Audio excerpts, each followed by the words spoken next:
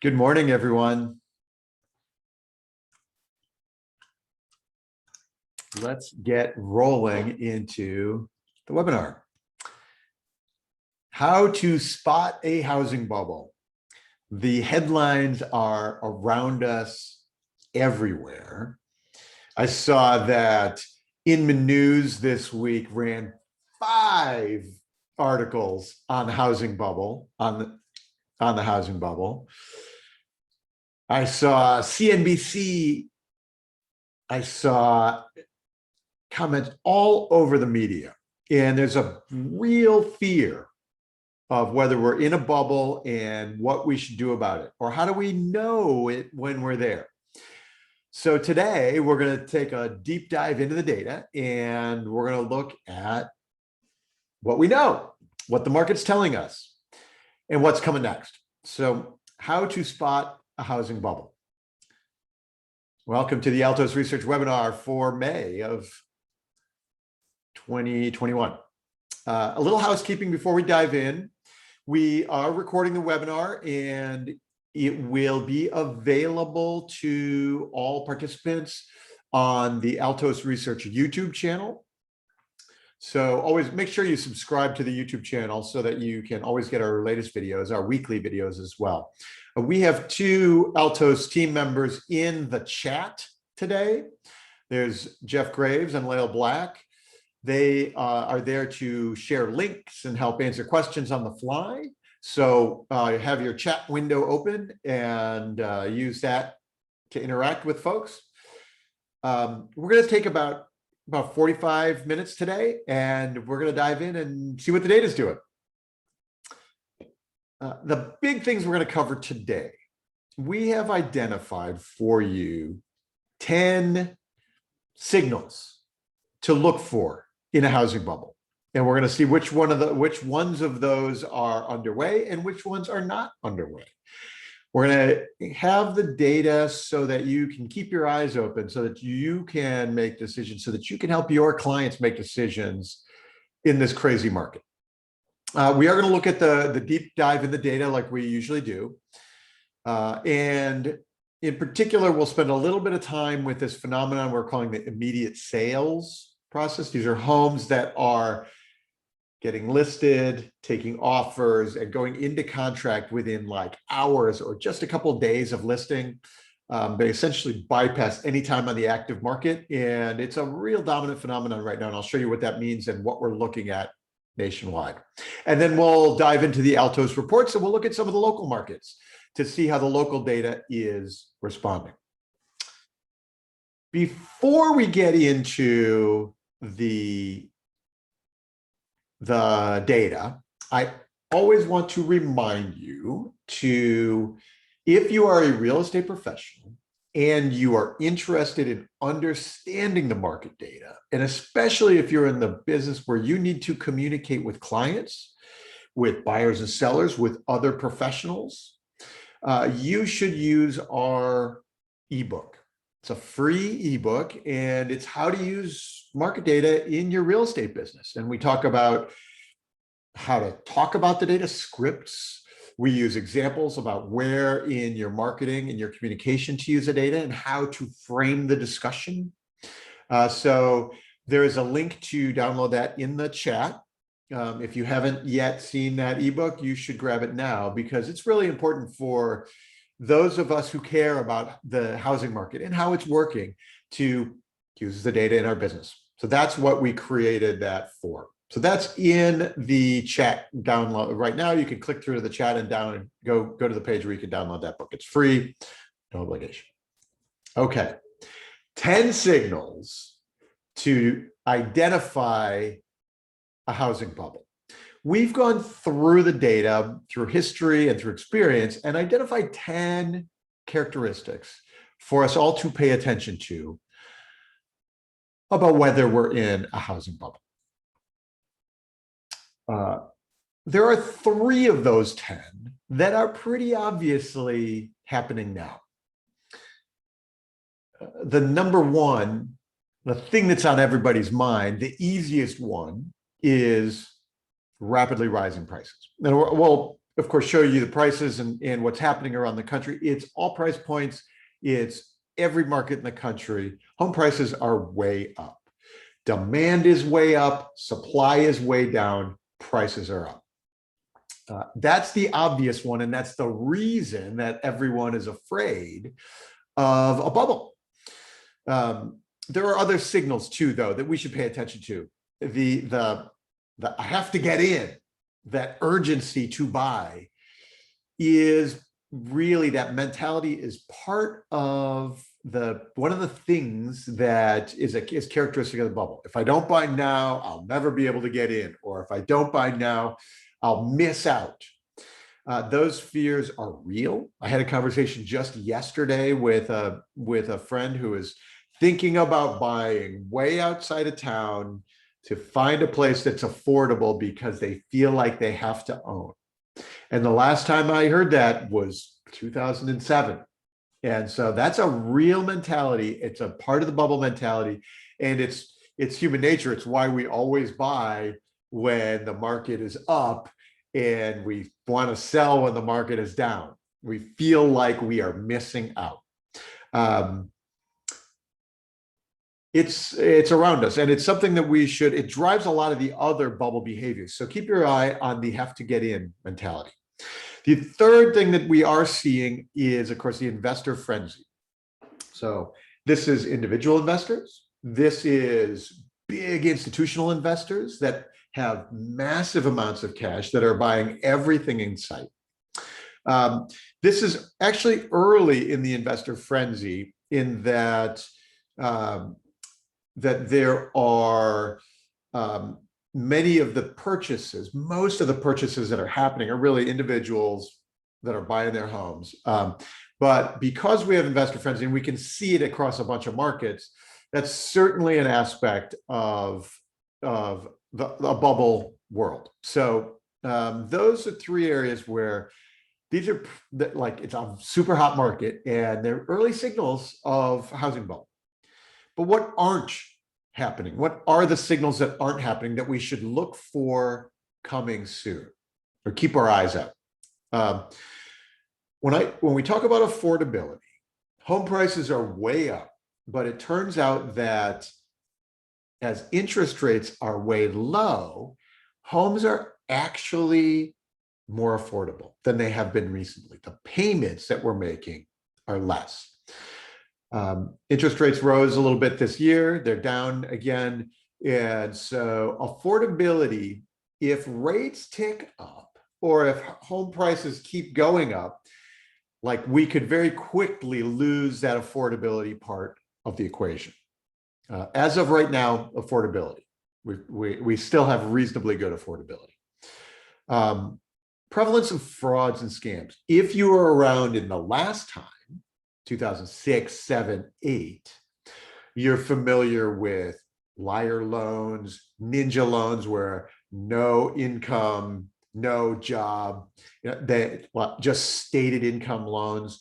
These, while being legal, were vaguely fraudulent, and you were committing that you had income when you didn't have it, and people were buying homes on these stated income loans. There were appraisal frauds happening. There's all kinds of things that happen in the market as the market gets in that bubble state that brings out the fraudulent behavior. And we frankly don't have them right now.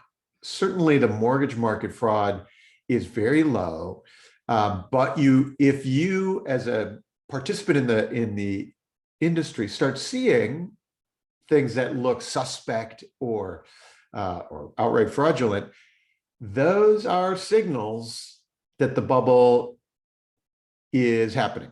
That's actually related to the next one on weak underwriting. So when it's easy to get a loan, or it's easy to make decisions on purchases, then it's more likely that we get fraud, and it's more likely that we get bad decisions being made. And right now, that's not happening. I'll show you some data on that. Cash out equity. Now, if you've paid attention to the headlines recently, you'll know that that equity obviously is rising, and that recently we've been doing more cash out refinances. What's interesting is that in the previous bubble, cash out refinances were taking equity off the table.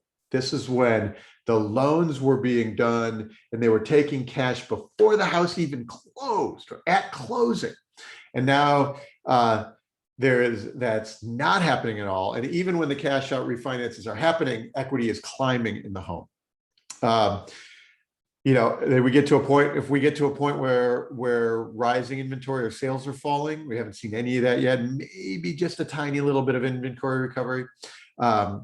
Days on market time to sell a house may be the single most important determinant of whether somebody walks away from a loan. If you're in a situation where you look around the corner and you say, wow, that house has been on the market for 6 months, I'm never going to sell my house. That's when you, as a consumer in trouble on your loan, start making the decision to walk away. Right now, the market's so hot that the consumers look around and say, even if they're unable to ever pay, they've lost their jobs permanently and they're unable to ever make their mortgage payment again. They look around and they say, I can sell this house in 3 weeks or less than a week. And as a result, foreclosures, the bursting of any bubble activity is very unlikely to result. It's really easy to sell. And then, of course, when interest rates change, that's the big factor for driving affordability. It's driving demand. It's actually driving supply as well. And I've talked about that on other webinars. I'll show you some data there too. As interest rates spike, that'd be a trigger. So we have 3 yeses, but still 7 nos on our 10 bubble signals. We'll spend some time in the data to look at that and see how those play out. Let's look at prices. So home prices this week are up to $389,900. That's the median ask price for single family homes in the US. We are in this stage where it's climbing every week, but that's normal second quarter behavior. We're in the peak buying and selling season. People are getting ready to get everything done before summer. By late summer, we are looking at getting back to school. And so all of a sudden price reductions start happening, fewer transactions happen. We peak June 30th as a typical normal seasonal peak. So the red line here is up, it's up strong, but it's very normal to be up strong. And you should expect home prices to climb at least through the end of June. And that therefore the headlines, the Case-Shiller and some of the other typical media headlines that you'll see are going to be 2 months behind that. So you're going to see strong home price numbers, headlines, at least through the end of August, but they'll continue to be strong, but we have a long runway of several months more of really big headlines on home prices. The median price of the new listing. So this is the cohort each week of homes that get listed for sale, the new properties that get listed for sale. This is a leading indicator. The homes get listed now, they're on the market for a month, they get offers, and then they go into contract. So the ones that come to market now are the ones where we have this wisdom of the crowds indication. So the wisdom of the crowd is the economic term where the crowd knows exactly where the market should be. And in this case, it's the sellers and the selling agents, the listing agents, who know exactly how much demand is out there. They know whether inventory is starting to creep up. They know how many buyers they had, how many overbids they had in the last one.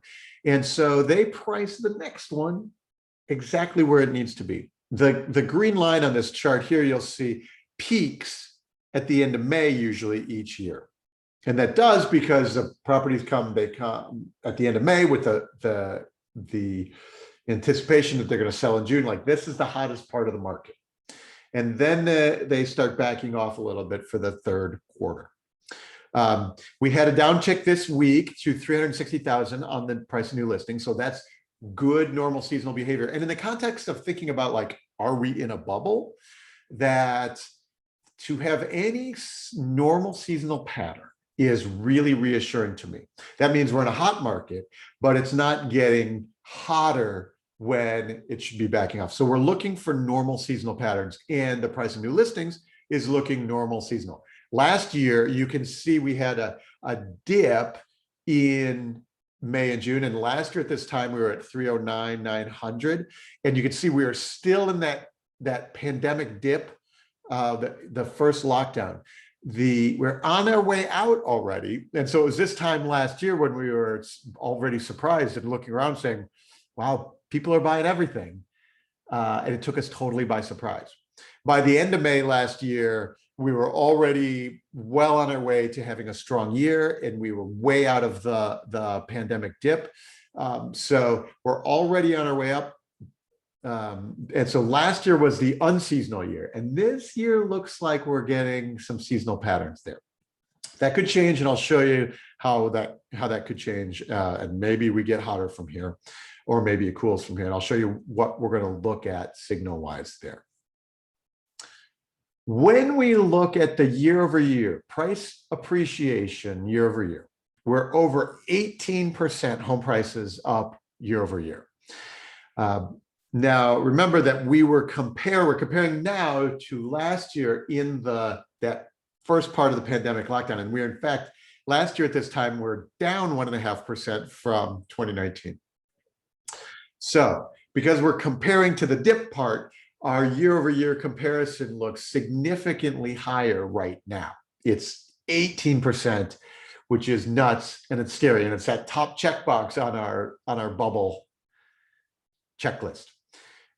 What you should know is that assuming we do resume our seasonal patterns, we'll have a moderation of prices during the year this year. It normally plateaus in the third quarter and starts pulling back a little bit. Last year, we were unseasonal, and so we had the prices climbing well into the third quarter. So what that means is that our annual number is going to compress a little bit. It means we'll be not at 18%. It's not going to continue to go 20% or something 25% for the year. It means that we're probably going to start seeing 15%, maybe 13%. It's still a big up year in home prices, but the annual will compress. So our assumption at this point is that we'll end the year at maybe a 13% year-over-year price increase. So not 18%, because that'll compress a little bit. Still a mega big up year, but assuming we resume our seasonal patterns, and some of the seasonality as schools are back in normal place, as we're back working in offices in the fall, it'll be significantly harder to do things like move in October. We did a lot of that this year, September, October, November moves, significantly more than most years. Most years by November, the demand is backing way off. And so like that is because we're back into a more normal world, we're likely to have more normal moving patterns, and therefore the prices will respond.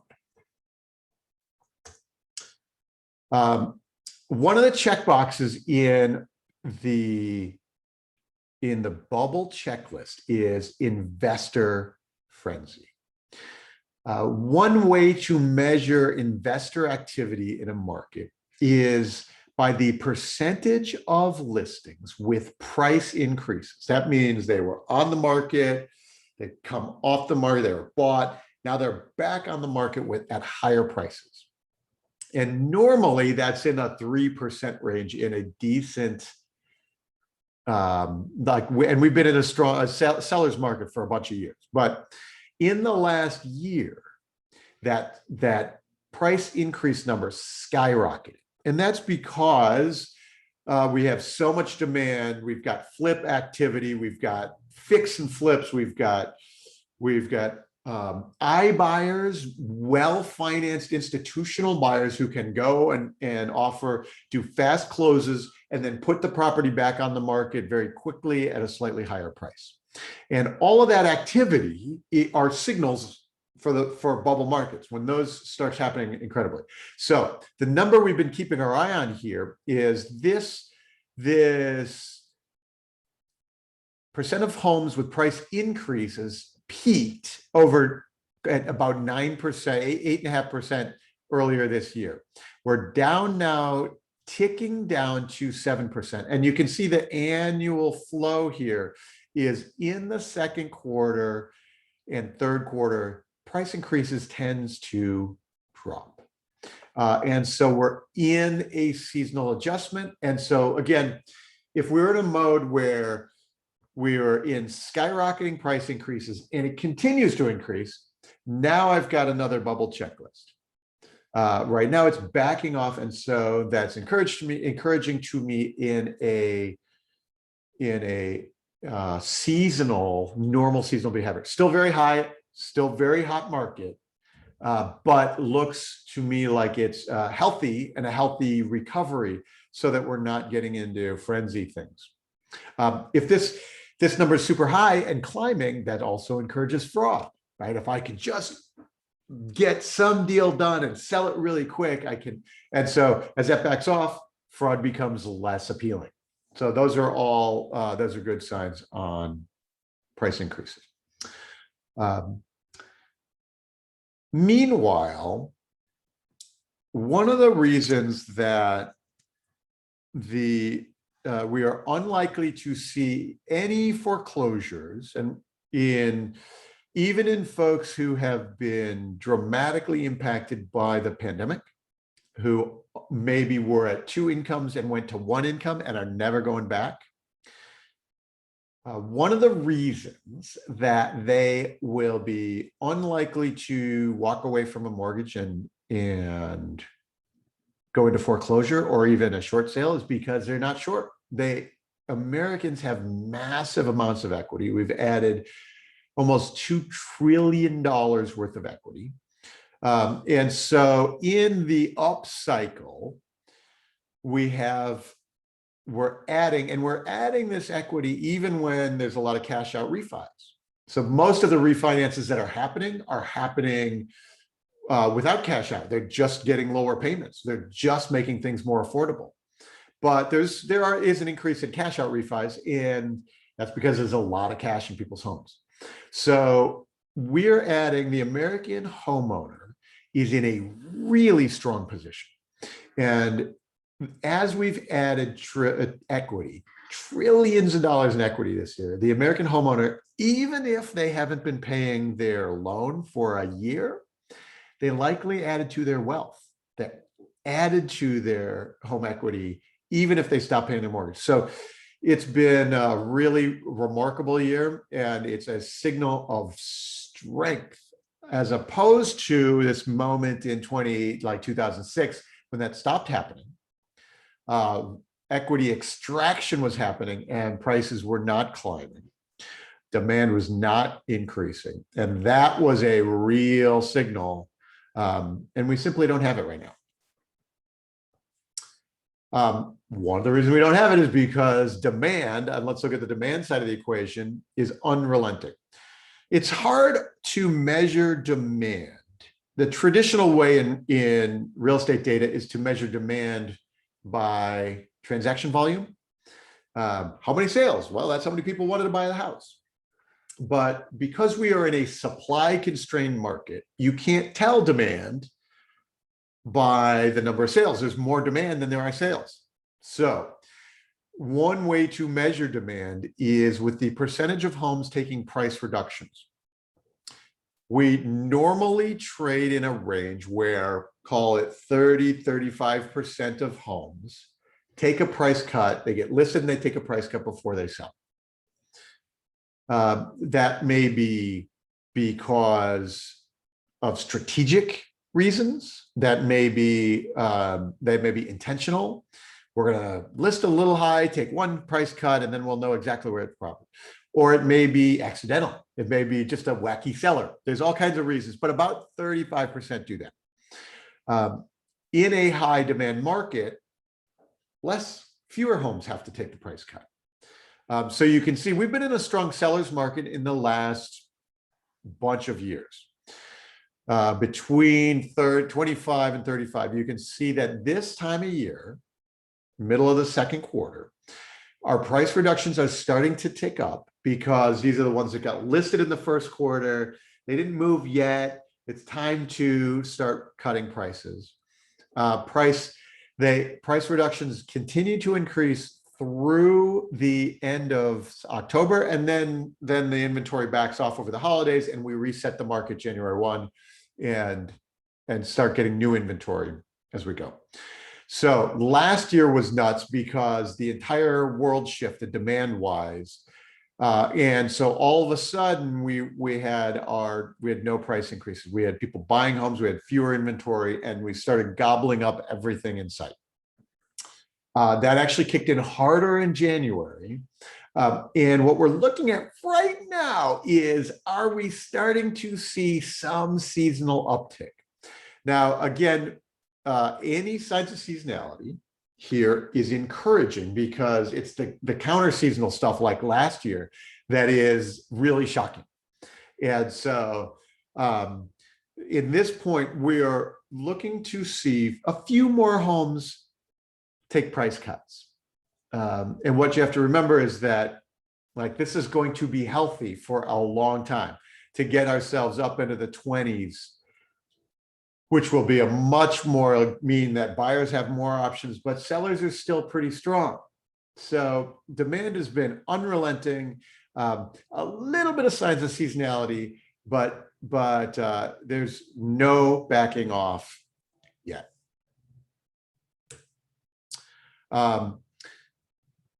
Demand can also be measured by market time, days on market. And as I mentioned when we're talking about bubble and bubble bursting, one of the factors that we could in the previous time, you can correlate with default in local markets. The rate of default is correlated with days on market, meaning if it takes me a long time to sell my house, I am much more likely to walk away if I get upside down. Now, two things are happening right now. Nobody's upside down, and they can sell really fast. So even as we exit the last of the forbearance process, we allow to go into foreclosure proceedings. We are allowed, as of yesterday, eviction proceedings were overturned by the court. Even as those things start to be allowed again, we still have ultra fast time to sell. And so a homeowner in trouble can look and say, wow, I can sell this really quickly. And if I've had the house even for a year, I've got a decent amount of equity. We have lots of institutional buyers with a lot of capital ready to act really quickly at any sign of distress. And that signal is going to keep this number low, and it's going to keep the actual defaults and other distressed sales to almost zero. It'll go, the people are sitting there with their cash, individuals, institutions, everybody's well financed, and they're ready to act. So this record low market time is a signal that of market strength and not of bubble. One last thing on demand. At Altos, we use the Market Action Index. This looks at supply and demand in one number. So sometimes supply is high, demand is working really quickly. And then if demand starts falling, now we see this number, the Market Action Index, at a glance, look at the speedometer, that we'll watch that fall. So if supply increases rapidly and demand stays still, we'll watch that number fall. But as of right now, supply is ultra tight, record tight, demand is record high. And so the Market Action Index is as high as we've ever measured. Demand is unrelenting. And what you can do is in your Altos reports, pull up any local market, and you can at a glance use the Market Action Index to see how strong the seller's market is and is it ticking down yet. There are a couple places, I've got a couple of local markets up with where we have ticking down, but almost everywhere in the country we're still increasing. Now it's, of course, it's May, so normal seasonality each May, it's still rising through June. So that's normal. We're just extra normal now. So you can see last year, the red dots here, that was the pandemic lockdown. Demand backed off for like 3 weeks and then started climbing. So last year at this time, we could use this gauge to say, wow, there's demand out here. People are not backing off. It's early May, but we already know that people are buying homes. And so if you were a seller or if you were panicking in that moment, you all of a sudden you could already know that we have demand, we're going to have demand for homes, your prices are going to hold up. If you were an institutional player at that point, there are a lot of institutional players in May last year were still in frozen mode. They were afraid, but they could look at it and they could have seen that demand was already picking up. So we're in ultra high demand mode right now, ultra seller's market. That should back off in the third quarter. And again, we are looking for the seasonal patterns, because when we get the seasonal patterns, that is going to be encouraging. That means that we recover a little bit and we don't have to worry about bubbles bursting. Onto the supply equation. We are obviously record low inventory, 307,000 homes, single family homes unsold on the market nationally this year. Last year was at 738 and was already record low and shocking. Now we're at half of that, but it does appear like we have bottomed out. Normally in May, we have started our inventory climb, second quarter to peak in end of July, August. And because demand's so strong, we haven't been climbing this year, but we've stopped falling. So we had a couple of 1 or 2 uptick weeks. My suspicion is next week we'll have an uptick in inventory. We have some sellers coming to market. Like, this is the peak time to sell. So we aren't going to get a ton of inventory unless something dramatically changes with, for example, interest rates. If interest rates start climbing, then we will see more inventory buildup. So we're not going to get a ton, but my suspicion is we have definitely stopped falling. And you can see in a few markets that I've got up locally that inventory is starting to tick up a little bit. So that's, let's call that an encouraging sign. Again, crazy hot, maybe hottest ever, but starting to see a little bit of seasonality, breaking out of last year's craziness pattern. The immediate sales phenomenon is really important, and it's going to be important for us to keep our eye on all the way through this year. So these are homes that are listed and they're taking offers within hours or just a couple of days. Like, I'm listing Thursday, we're taking offers Saturday, and we'll let you know on Monday. We call these immediate sales. They're selling as fast as they want. They typically have multiple offers, bidding wars. And what we can see is right now at about a third, 25% or a third of the market is selling immediately. It's a huge number of homes. And this is, this is because it's unhealthy because it's way too difficult for buyers. It means we're like we are keeping buyers on the side. We're preventing transactions from happening because it's too hot. But we're going to watch this because this will be an early indicator of the market resuming a normal sense of sanity. There's always, in hot markets, there's always immediate sales. Right now, it's every market in the country is hot. And so the immediate sales are all around us. So we're going to be looking. So in this case, this chart here, The dark red is where is new active listings that stayed on the market more than a week, and the lighter red are the immediate sales. So we're going to want to watch this total number climb, and hopefully compress the immediate sales a little bit. If it starts falling dramatically, that is because we have demand backing off, and that'll be a real signal that we have a change in the market. So watch the immediate sales number as an early indicator for confirmation of whether demand is backing off, and that's one of our leading indicators to keep our eye on. The immediate sales is powerful that way. And one last comment on the inventory equation, the supply side of the equation. We have been underbuilding for a decade. This is new construction, new homes construction. You can see how normally we were in 800-900, over 1 million homes, and we have just barely last year gotten back up to a normal rate of construction. So we have all of these years under construction, and we have plenty of home buyers. So no matter what happens, we are going to be lower on inventory than we were, way back here in bubble times.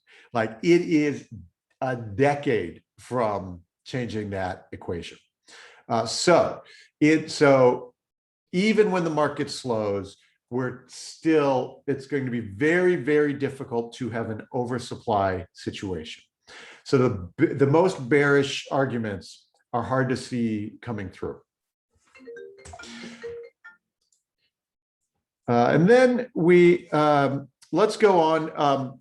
One thing to note on rates: the headlines think that rates are rising because in January and February they rose, but since February, rates have been falling again. I am totally incapable of predicting rates. So who knows, right? Who knows what the market says? If I could predict rates, I would be in the mortgage rate trading business, not the real estate data business. But rates have been falling, and consumers know it. So demand is not backing off, and that's an important thing to keep in mind. The 10-year bond has also been falling.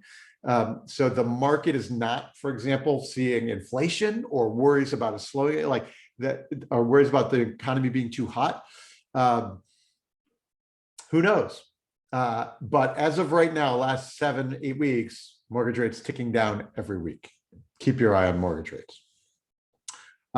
One final note. Okay, and then we're going to dive into reports. In a bubble world, lending standards, underwriting standards weaken. More people who shouldn't be buying are buying. They're trying to get the good deal. They're trying to hustle in. But what's been happening in the last couple of years in the US is mortgage standards are increasing. The people that are buying homes are well financed with good credit scores, and they are unlikely to default. They're unlikely to get into bad situation. The high loan standards is a really strong indicator of market strength, and not in things like likely to default. In your Altos market reports, we're going to switch to the reports now. A couple of little announcements. We have 2 new indicators. The real-time market profile. This is the top part of the report that every Altos report has. This is this week's data. It's always fresh. We have added, I talk a lot in these webinars about the price of new listings. So we've added the price of new listings to the market profile. This is your leading indicator. It's also where you can see where the action is in a local market. So the price of new listings is actually going to be usually lower than the median list price, because more turnover getting listed happening than the overall market. And then we've also added the median days on market into that market profile. So we have the average and median. The key here is that they're going to be moving in tandem right now, because some things are moving so fast, the median is way lower. In a cooling market, you'll start to see these diverge. the average will start climbing even when the median stays low. So that'll be a signal for changes in markets that you can keep your eye on as well. And then finally, when we're looking at the market reports, we always want to make sure we are looking at your client's price range. So we do everything in price range quartiles, market segments. The high end of the market may be behaving very differently from the low end. And in this case, you can see 1.8 million, 70 days, but anything under 500,000 is zero, going immediately. Actually, anything under 700,000 really is going in just a week. So you can see in this market, like the high end of the market though is a little bit slower here. So we're going to use that in the active markets. Okay, let's do some reports real quick, and then we will wrap up some local market reports. All right, I opened some reports here. This is Charlotte, North Carolina, the Charlotte metro market. You can see in Charlotte, the inventory down from 6,000 normally down to 1,700. We know that the market action index continues to climb this May. It might be not until June that we see that, or July, that we start seeing that market action index back off. But maybe some uptick in inventory. So hopefully a little bit more opportunity there in Charlotte that we would see coming here. The two hottest markets in the country right now are probably Austin and actually Seattle. Our market action index is floored. It's at 100. It's as high as it gets. The median days on market in Austin is essentially 0 days. Like essentially everything is going immediately. You can see anything under $1 million is going immediately, but even the high end of Austin is 14 days. The only good signs of opportunity in Austin is that we maybe have some uptick in inventory, maybe a little bit more inventory, but still, 5,000, 6,000 normally, 7,000 normally, 1,300 right now.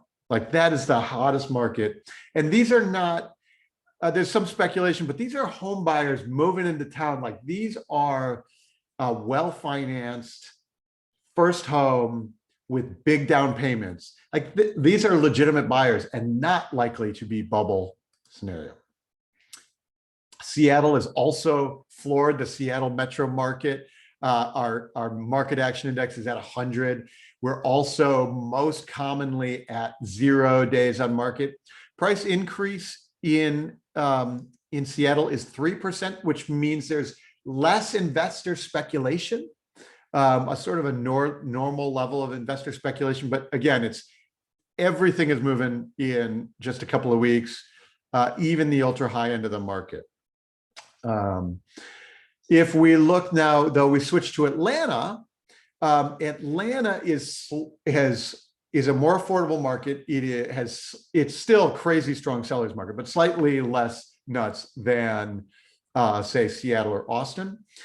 Price increases in Atlanta at 9%. That's because there's more iBuyer activity, more investor flip activity, but even and inventory way down, of course, and maybe starting to see just a little bit of weekly climb in inventory here. Normally 25,000 homes on the market and only 6,500.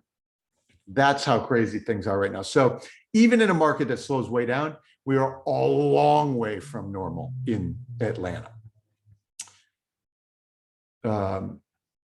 Let's look at the Zoom towns. So Truckee, California, in the mountains out in Tahoe is my reference for the Zoom towns, the co-primary home market. This is the remote work market.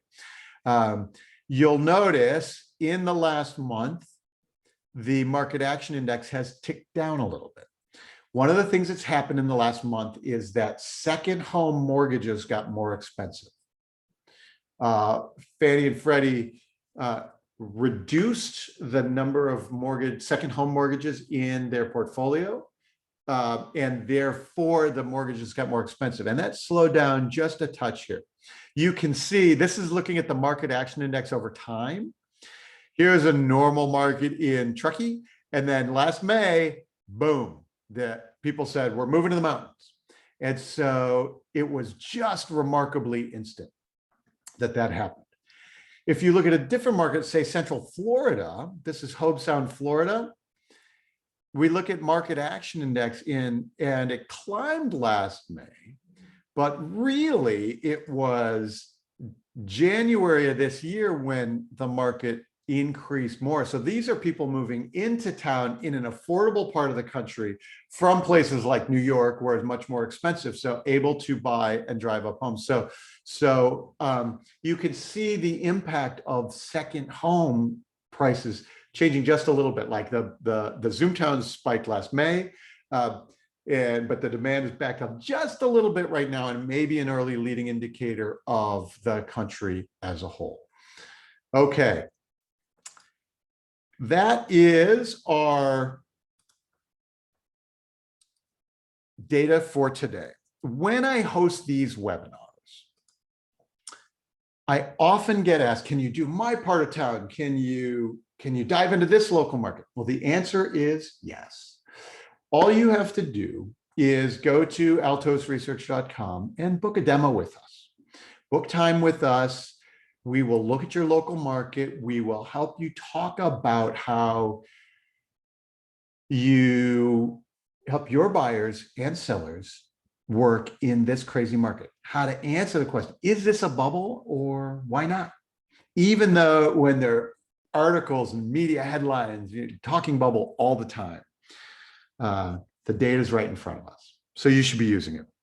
So if you are a real estate professional who is interested in being able to communicate, being able to establish yourself as the market expert. Market data is how you do it.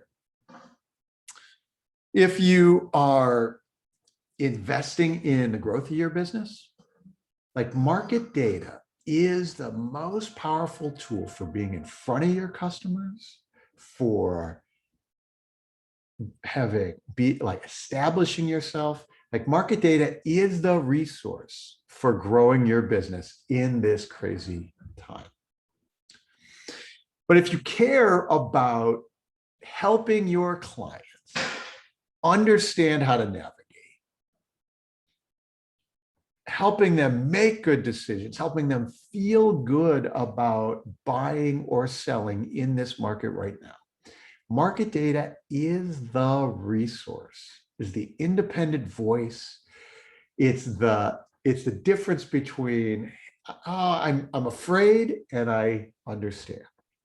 So market data is your resource to do it. So I encourage you to go right now to altosresearch.com and just book some time with us, or grab that